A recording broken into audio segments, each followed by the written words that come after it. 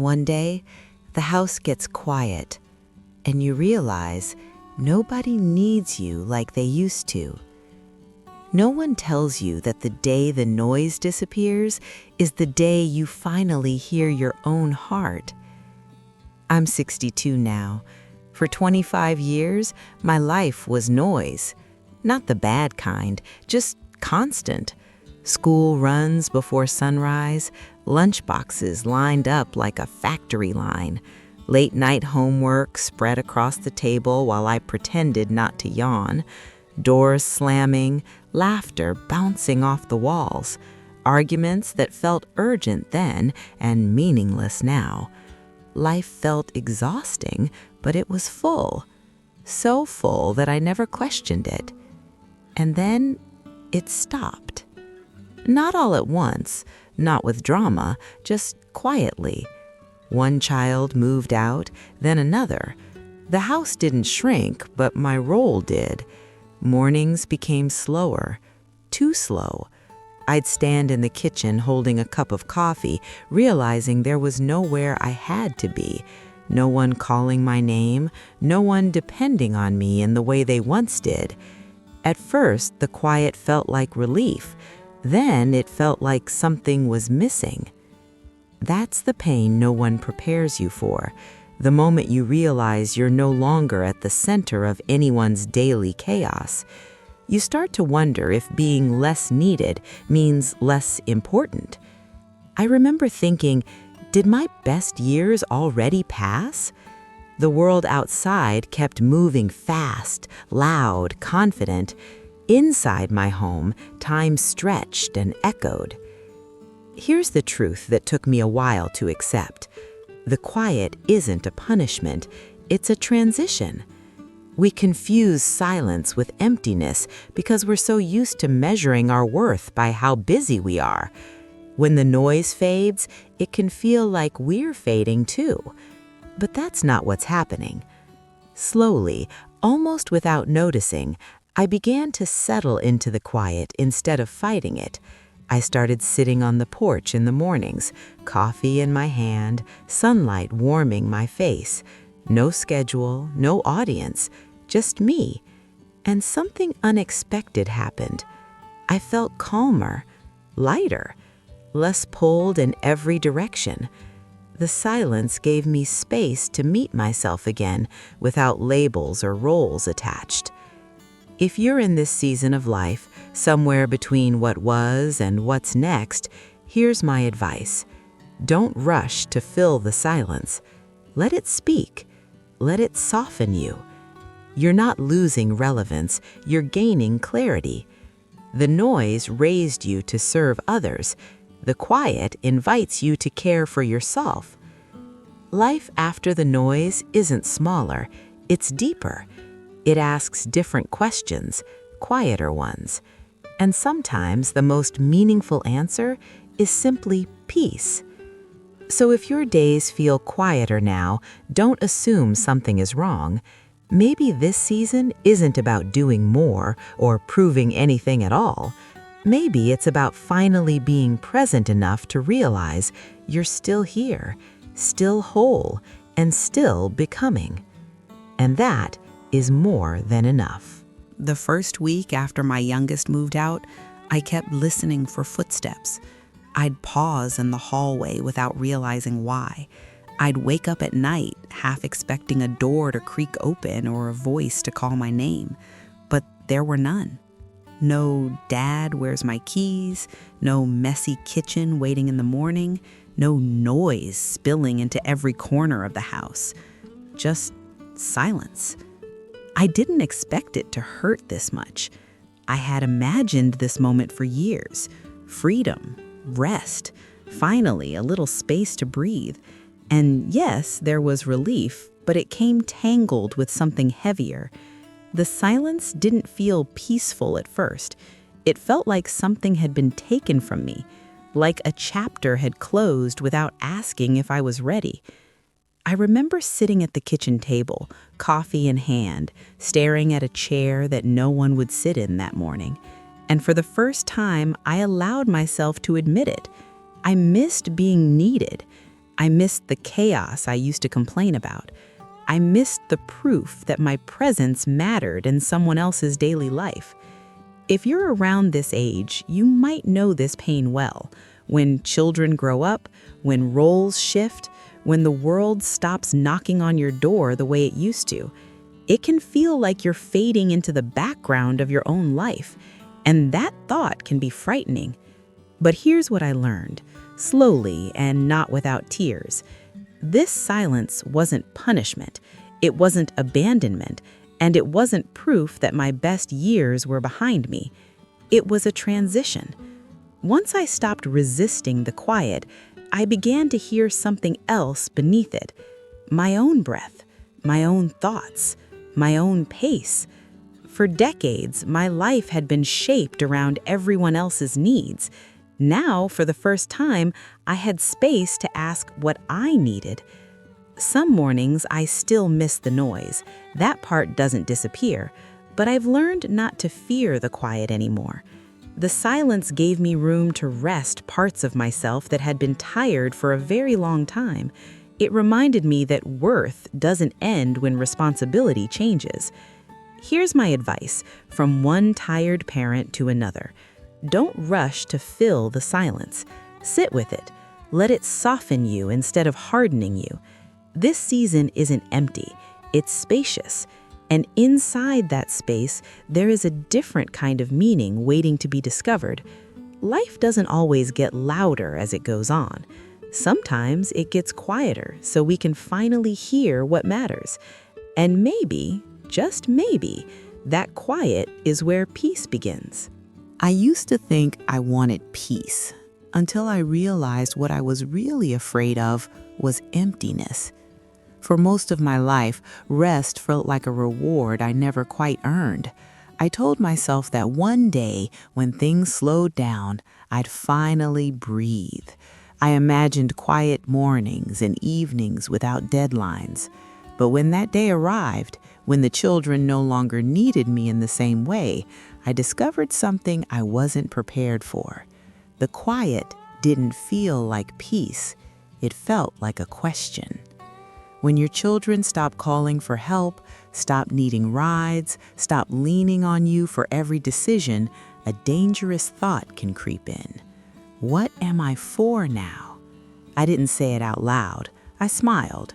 I told people I was enjoying the freedom, but inside, I felt unanchored. My purpose had been loud, demanding, and visible. Without it, I felt oddly invisible, even to myself. That's the pain no one warns you about. Not the loss of busy days, but the loss of being needed. It can feel like the world gently stepping past you while you stand still, unsure where to place your hands. I mistook that feeling for emptiness and tried to fill it. More plans, more noise, more distractions. None of it worked. What helped wasn't doing more, it was sitting still long enough to feel what was underneath the fear. The truth was simple and uncomfortable. I didn't miss the chaos, I missed the meaning I thought the chaos gave me. And once I saw that, something softened. Here's what I learned, slowly. Peace isn't the absence of people or purpose, it's the absence of pressure to prove your worth. Rest isn't emptiness, it's space. Space to notice who you are when no one is asking anything from you. In that space, I began to hear my own voice again, not the voice of responsibility, but the quieter one that had been waiting patiently for years. Meaning doesn't disappear when children grow up. It changes shape. It becomes less about being essential to others and more about being honest with yourself. I found purpose in simple things, morning light through the window, long walks without a destination, conversations that didn't need fixing. I learned that I still mattered even when no one needed me urgently. If you're in this season asking yourself that dangerous question, let me offer you a gentler answer. You are not here for something the way you once were. You are here as someone, experienced, grounded, and still becoming.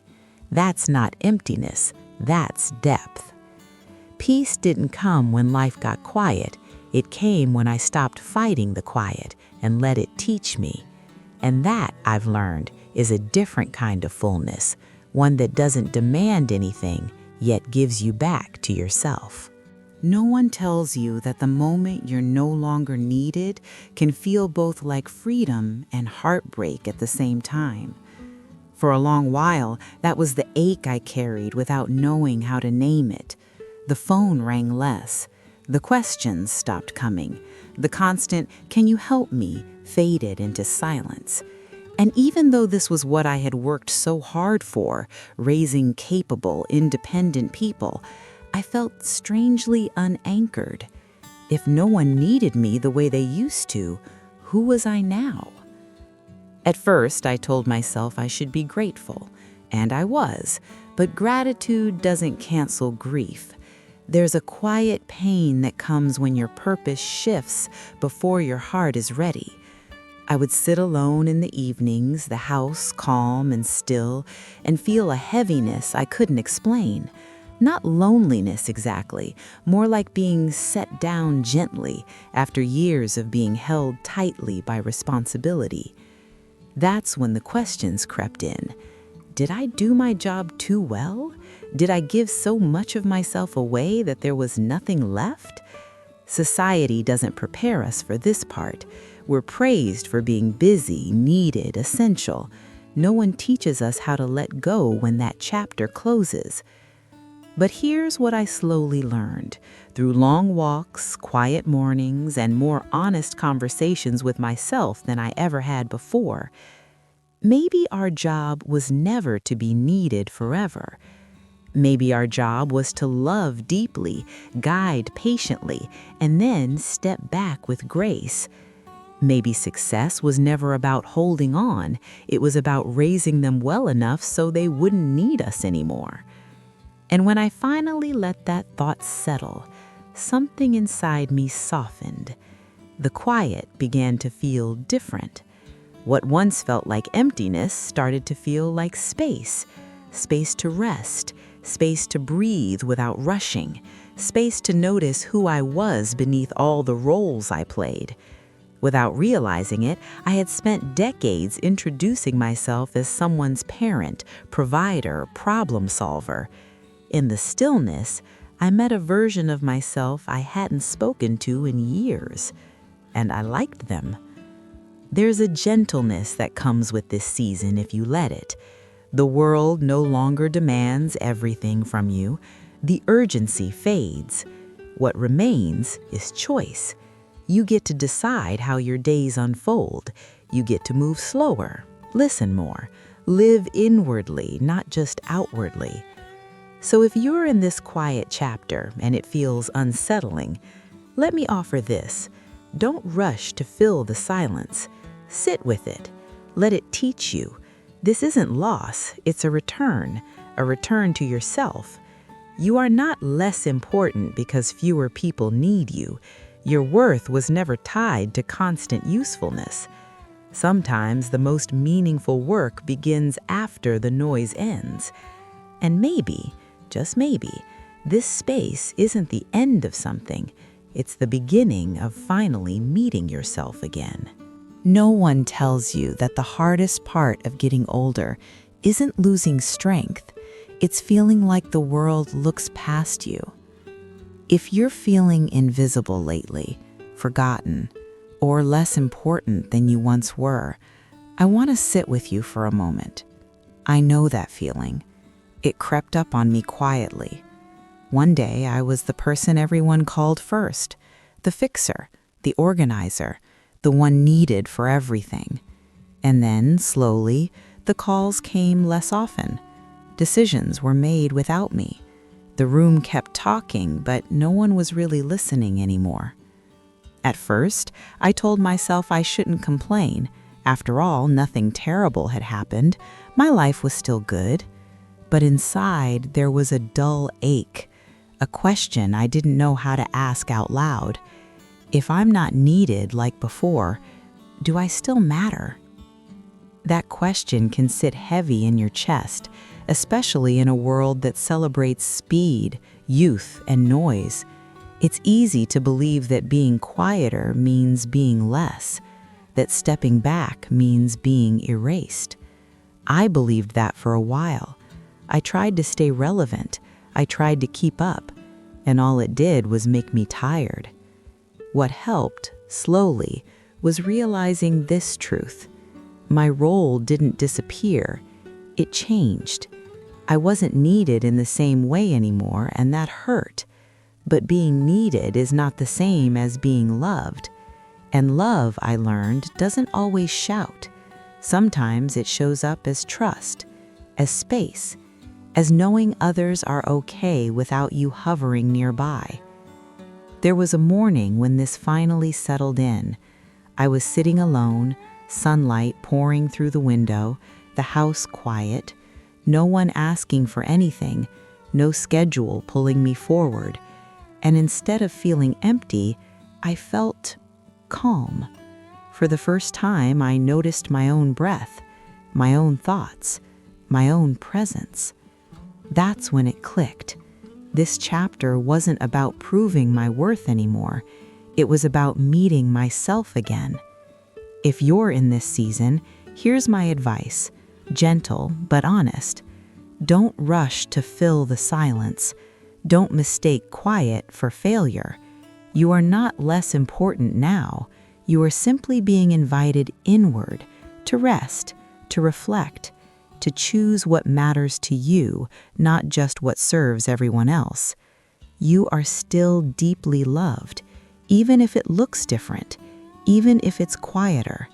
And maybe, just maybe, this chapter is finally about you, about living more slowly, more truthfully, about finding peace without an audience.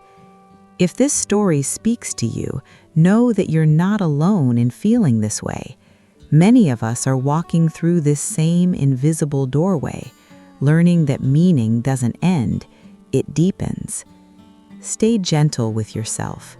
The world may not always see you clearly anymore, but you are still here, still valuable, still whole, and that has always been enough. If this sounds like your story, sit with me for a moment.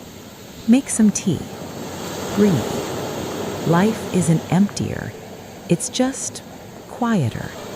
And sometimes, quiet is where peace begins.